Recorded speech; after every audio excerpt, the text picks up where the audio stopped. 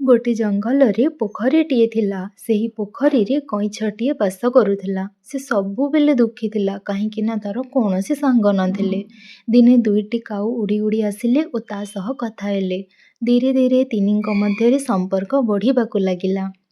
ସେମାନେ ସବୁଦିନ କଇଁଛ ପାଖକୁ ଆସନ୍ତି। ହେଲେ ଦିନେ ଶିକାରୀଟିଏ କଇଁଛଟିକୁ ଦେଖିଲା ଓ ତା ଉପରେ ଜାଲ ଫିଙ୍ଗିଦେଲା। କାଉମାନେ କହିଲେ କଇଁଛକୁ, ତୁମେ ଏଇ କାଠିକୁ ଧର, ଆମେ ତୁମକୁ ଅନ୍ୟ ସ୍ଥାନକୁ ନେଇଯିବୁ। ହେଲେ ଯେତେ ବି ପରିସ୍ଥିତି ଆସୁ ତୁମେ ଏହି କାଠିକୁ ମୁହଁରୁ ଅଲଗାଇବ ନାହିଁ।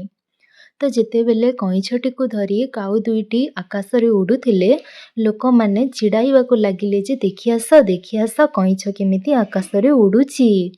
ତ କଇଁଛ ତାଙ୍କୁ ଉତ୍ତର ଦେବାକୁ ଯାଇ ନିଜ ପାଟିକୁ ଆଁ କରିଦେଲା, ଯାହାଦ୍ୱାରା ସେ ତଳେ ପଡ଼ିଗଲା ଓ ତାର ଦେହ ଖଣ୍ଡିଆ ହୋଇଗଲା। ତ କାଉ ଦୁଇଜଣ କହିଲେ, ତୁମେ ଯଦି ମୁହଁରୁ ଛାଡ଼ି ନଥାନ୍ତ ଏମିତି ହୋଇନଥାନ୍ତା।